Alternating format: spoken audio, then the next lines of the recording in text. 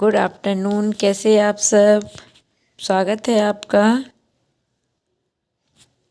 मेरे YouTube channel पर MP board study circle. आज हम कक्षा 8 ठीक है हिंदी बसंत भाग 3 स्टार्ट करने जा रहे हैं। एनसीईआरटी न्यू एनसीईआरटी की हिंदी है। आप सब लोग जुड़ सकते हैं हमारे इस चैनल से और चैप्टर्स को पढ़ सकते हैं। ठीक है, जो भी क्वेरीज हो वो आप कमेंट बॉक्स में लिख सकते हैं और उस क्वेरीज को हम क्लियर कर देंगे नेक्स्ट वीडियो में। ठीक है, हर पार्ट की दो वीडियो आएंगी, 2 पार्ट में वीडियो होंगी। पहले पार्ट में हम पूरा चैप्टर समझाएंगे आपको और नेक्स्ट जो भी पार्ट 2 आएगा फाइनल पार्ट, उसमें हम आपको सारे क्वेश्चन आंसर्स क्लियर करवाएंगे। ठीक है, चलिए स्टार्ट करते हैं। आ जाइए सब लोग। वीडियो अच्छी लगे तो वीडियो को लाइक ज़रूर कर दीजिए और शेयर कर दीजिए अपने फ्रेंडों में, जिससे कि वो भी इस वीडियो से जुड़ सकें और अपने चैप्टर को कंप्लीट कर सकें। आ जाइए। लाख की चूड़ियाँ, चैप्टर का नाम तो बड़ा ही अच्छा है। क्या है? लाख की चूड़ियाँ। कौन सा पार्ट है? पार्ट 1। ठीक है, चलिए स्टार्ट करें। सारे गांव में बदलू मुझे सबसे अच्छा आदमी लगता था। क्यों लगता था? क्योंकि वह मुझे सुंदर सुंदर लाख की गोलियां बनाकर देता था। क्या बनाकर देता था? गोलियां। क्या बनाकर देता था? लाख की गोलियां। मुझे अपने मामा के गांव जाने का सबसे बड़ा चाव यही था कि जब मैं वहां से लौटता था तो मेरे पास ढेर सारी गोलियां होती। कैसी गोलियां होती थी? रंग बिरंगी गोलियां जो किसी बच्चे का मन मोह लेती हैं। सब बच्चे अपने अपने मामा के यहाँ जाते हैं, वहाँ से लौट के आते हैं ना, तो उनके पास कुछ जो उन्हें अच्छा लगता है वो वहाँ से लेके आते। वैसे ही एक बदलू था, वो उसके गांव में रहता था। वो बहुत अच्छा आदमी था। वह क्या करता था? लाख की गोलियां बनाकर उसको देते थे, बच्चों को देता था। ठीक है, और सब उसके बाद वैसे तो मेरे मामा के गांव का होने के कारण मुझे बदलू को बदलू मामा कहना चाहिए था, परंतु मैं उसे बदलू मामा ना कहकर, मतलब वो उसके मामा का था, मामा के घर का था, तो सबको मामा ही बोलेंगे, लेकिन वह उसको बदलू मामा नहीं कहते थे। कौन थे? अब जैसे आप अपने मामा के घर जाते हो तो वहाँ जो भी होते हैं उनसे सबसे मामा बोलते हो कि ये मेरे मामा, ये मेरे मामा। क्यों? क्योंकि वह मामा के गांव के हैं, इसलिए वो मामा है। ठीक है, ऐसे ही ये बदलू था जो उनके मामा के गांव का था, तो उस हिसाब से उसको क्या कहना चाहिए? बदलू मामा। लेकिन वह बदलू मामा ना कहकर क्या कहता था? बदलू काका कहता था। जैसे कि गांव के सभी बच्चे उसे कहा करते थे। ठीक है, उसे कहते थे, क्या कहते थे? बदलू मामा ना कहकर बदलू काका कहते थे। जैसा कि गांव के सभी बच्चे उसे कहा करते थे। बदलू का मकान कुछ ऊंचे पर बना था। मकान के सामने बड़ा सा सहन था, जिसमें एक पुराना क्या लगा था? नीम का वृक्ष लगा था। और उसी के नीचे बैठकर बदलू क्या करता था? अपना काम किया करता था। बगल में भट्टी देखती रहती थी, जिसमें वह लाख पिघलाया करता, और एक लकड़ी की चौखट पड़ी रहती जिस पर लाख के, देखो क्या होता था, बच्चे उसको क्या कहते, वहाँ गांव के बच्चे सब उसको बदलू काका कहते थे। तो जो वो कवि थे वो भी उनको क्या कहने लगे? बदलू काका ही कहने लगे। बदलू जो था उसका मकान कैसा था? कुछ ऊंचे पर बना था, ऊंचाई पर। वहाँ क्या था? उसके सामने बड़ा सा पुराना एक नीम का वृक्ष लगा था, और वहीं बैठकर, उसके नीचे बैठकर बदलू क्या करता था? अपना काम करता था। क्या काम करता था?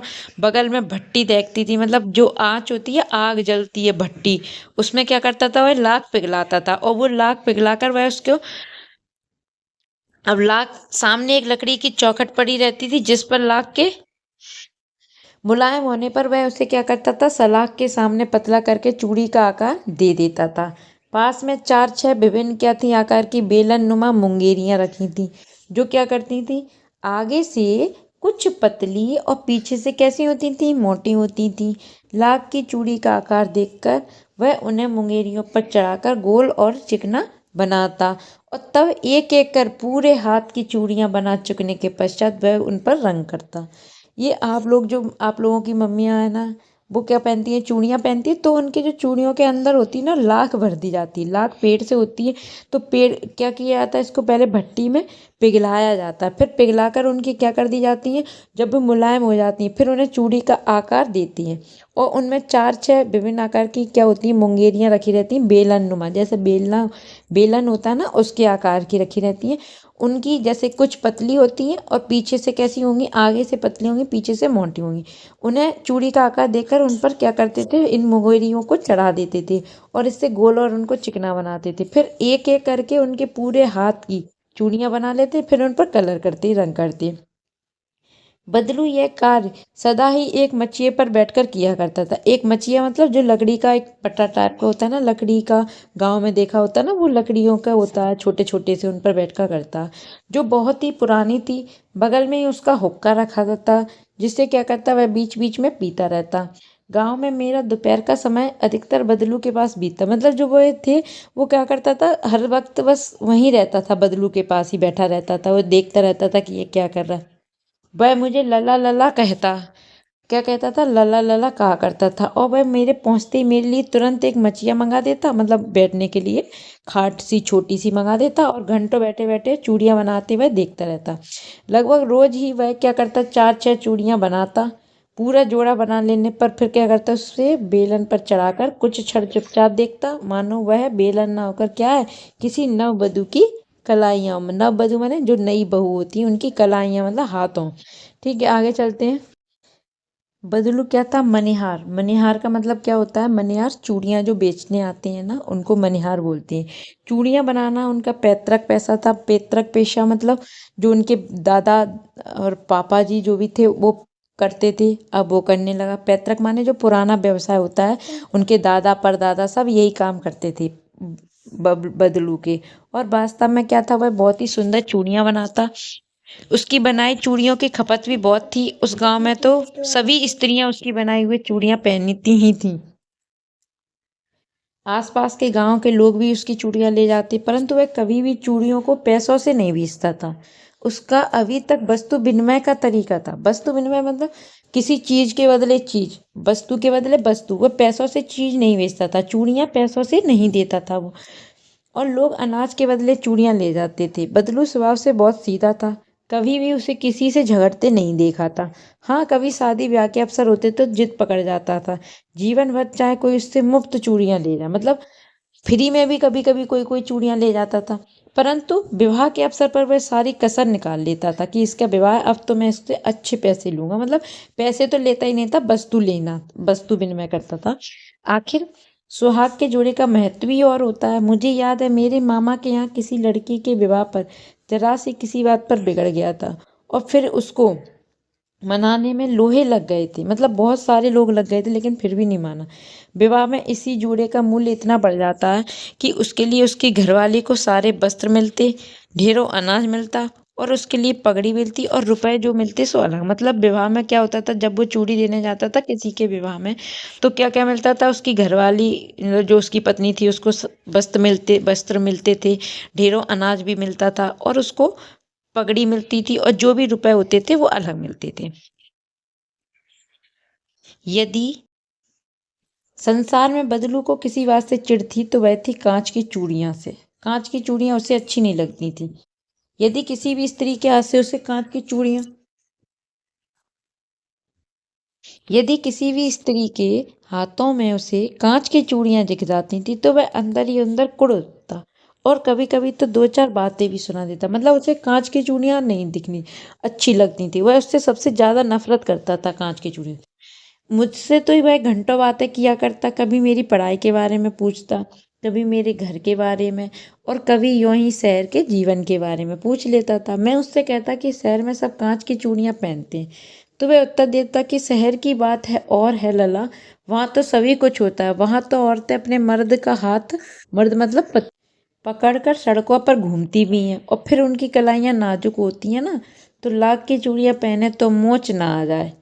कभी कभी बदलू मेरी अच्छी खासी खातिर भी करता। जिन दिनों उसकी गाय के दूध होता तो वह मेरे लिए मलाई बचा कर रखता, और आम की फसल में तो रोज ही उसके यहाँ से 2-4 आम खा जाता था। खा आता था। परंतु इन सब बातों के अतिरिक्त जिस कारण वह मुझे अच्छा लगता था वह यह था कि लगभग रोज ही वह मेरे लिए एक दो गोलियां बना देता। मैं बहुधा हर गर्मी की छुट्टी में अपने मामा के यहाँ चला जाता था। मतलब सब लोग ही जाते गर्मियों की छुट्टी में, जब छोटे होते थे तो मामा के घर। और एक आधा महीने वहाँ रहकर स्कूल खुलने के समय तक वापस आ जाता। मतलब 2 महीने की छुट्टी होती थी तब, तो एक या आधा महीना रहा, 1.5 महीने रहे, उसके बाद स्कूल खुलने के समय हुआ तो वापस आ जाते थे। परंतु 2-3 बार ही अपने मामा के यहाँ गया होऊंगा, तभी मेरे पिता की एक दूर के शहर में बदली हो गई। मतलब वह 2-3 बार ही गए थे अपने मामा के यहाँ। उसके बाद क्या हुआ था, उनके पापा की बदली, बदली मीन्स जो अभी बोलते हैं ट्रांसफर हो गया था, कि भाई इधर से उधर जाना पड़ता है, यहाँ नौकरी नहीं है, अब दूसरी जगह नौकरी करेंगे, तो ये बदली बोलते हैं इसको। ठीक है। और लंबी अवधि तक मैं अपने गांव के गांव मामा के गांव नहीं जा सका, और वहां से छुट्टी नहीं मिली उनको, बहुत दूर पहुंच गए थे। तो वहां से क्या हुआ, वह बहुत समय तक अपने मामा के गांव नहीं गया। जब लगभग 8-10 वर्षों के बाद वह गया तो इतना बड़ा हो चुका था कि लाख की गोलियों में उसकी रुचि नहीं रही थी। अतः गांव में होते हुए भी कुछ दिनों तक मुझे बदलू का ध्यान नहीं आया। मतलब वो उस गांव में था, अब वो बड़ा हो गया तो उसको अब लाख की गोलियों में इंटरेस्ट नहीं रहा, रुचि नहीं रही, तो फिर वह गांव के होते हुए भी कई दिनों तक क्या हुआ, बदलू का ध्यान नहीं आया उसे। इस बीच में उसने देखा कि गांव में लगभग सभी स्त्रियां कांच की चूड़ियां पहने हैं। अब तो सब कांच की चूड़ियां पहनने लगी, पहले गांव में कोई नहीं पहनता था। बिरले ही हाथों में मैंने लाख की चूड़ियां देखी। तब एक दिन सहसा मुझे बदलू का ध्यान आया, उसे बदलू का ध्यान आया। बात यह हुई कि बरसात में मेरे मामा की छोटी लड़की आंगन में फिसल कर गिर पड़ी, और उसके हाथ की जो कांच की चूड़ी है वो टूटकर उसकी कलाई में घुस गई, और उससे खून बहने लगा। मेरे मामा उस समय घर पर नहीं थे, मुझे ही उसकी क्या करनी पड़ी, मरहम पट्टी। तब उसे बदलू का ध्यान हुआ है, और उसने सोचा कि उससे मिल आऊं। अतः शाम को वह घूमते घूमते उसके घर चला गया। बदलू वहीं चबूतरे पर नीम के नीचे एक खाट पर लेटा था। नमस्ते बदलू काका, उसने कहा। नमस्ते भैया, उसने मेरी सब नमस्ते का उत्तर दिया और उठकर खाट पर बैठ गया। परंतु उसने पहचाना नहीं और देर तक मेरी ओर निहारता रहा। मैं हूँ जनार्दन काका, आपके पास से गोलियां बनवा कर ले जाता था। मैंने अपना परिचय दिया। जनार्दन, ठीक है। बदलू फिर भी चुप रहा, मानो वह अपनी स्मृति पटल पर अतीत के चित्र उबार रहा, मतलब वो याद कर रहा हो अपने दिमाग में कि ये कौन था। तब वो एकदम बोल पड़ा, आओ आओ लला, बैठो, बहुत दिन बाद गांव आए। हाँ, इधर आना नहीं हो सका काका, मैंने चारपाई पर बैठते हुए उत्तर दिया। कुछ देर फिर शांति रही। मैंने इधर उधर दृष्टि दौड़ाई, ना तो मुझे उसकी मच्छियाँ नजर आई, ना ही भट्टी। मतलब अब उसे कुछ नहीं दिख रहा था, कहाँ गए सब। आजकल काम नहीं करते काका, मैंने पूछा। नहीं लला, गांव तो कई साल से बंद है। मेरी बनाई हुई चूड़ियाँ कोई पूछे तब तो गांव गांव में कांच का प्रचार हो गया है। वह कुछ देर चुप रहा, फिर बोला, मशीन युग है ना यह लला, आजकल सब काम मशीन से होता है, खेत भी मशीन से जोते जाते हैं। और फिर जो सुंदरता कांच की चूड़ियों में होती है वो लाख में नहीं है। लेकिन कांच बड़ा खतरनाक होता है, बहुत जल्दी टूटता है, इसने बोला। नाजुक नाजुक तो फिर होता ही है लला। कहते कहते उसे खांसी आ गई और वह देर तक खांसता रहा। मुझे लगा उसे दमा है। अवस्था के साथ साथ उसका शरीर भी ढल चुका था, मतलब अब बूढ़ा हो चुका था वो, तो शरीर भी उतना काम नहीं कर रहा था। उसके हाथों पर, उसके माथे पर नसें उभर आई थी, नसें उभर आई थी, मतलब नसें दिखने लगी थी उसके हाथों पर। जाने कैसे उसने मेरी शंका भांप ली। बोला, दमा नहीं है मुझे, फसली खांसी है। यही 1-2 महीने से आ रही है, 10-15 दिन में ठीक हो जाएगी।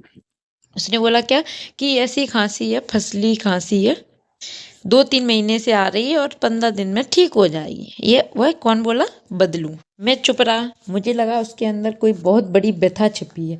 मैं देर तक सोचता रहा कि इस मशीन युग ने कितने हाथ काट दिए। मतलब मशीन युग आ गई, अब सब मशीनों से काम होने लगा है।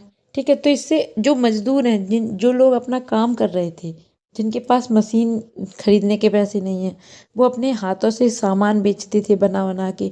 अब इन मशीनों ने इन सब के हाथ काट दिए। कुछ देर फिर शांति रही, फिर जो मुझे अच्छी नहीं लगी। आम की फसल अब कैसी है काका, कुछ देर बाद मैंने उससे पूछा। अच्छी है लला, बहुत अच्छी है, उसने लहकर उत्तर दिया और अंदर अपनी बेटी को आवाज़ दी। अरे रज्जो, लला के लिए आम तो ले आ। फिर मेरी ओर मुखातिब होकर बोला, माफ़ करना लला, तुम्हें आम खिलाना भूल गया था। नहीं नहीं काका, आम तो इस साल बहुत खाए हैं। वाह वाह, बिना आम खिलाए कैसे जाने दूंगा तुमको, वही बोला। कौन, बदलू। मैं चुप हो गया। मुझे वो दिन बेदिन याद हो गए जब मेरे लिए मलाई बचा कर रखता था। गाय तो अच्छी है ना काका, मैंने पूछा। गाय कहाँ है लला, 2 साल हुए बेच दी, कहाँ से खिलाता। इतने में रज्जू उसकी बेटी अंदर से क्या ले आई, एक डलिया में ढेर सी आम ले आई। ये तो बहुत है काका, इतने कहाँ खा पाऊंगा, मैंने कहा। वाह वाह हंस पड़ा, शहरी ठहरे ना। मैं तुम्हारी उम्र का था तो इसके चौगुने आम एक बखत, बखत माने एक समय में खा जाता। आप लोगों की बात और है, मैंने उत्तर दिया।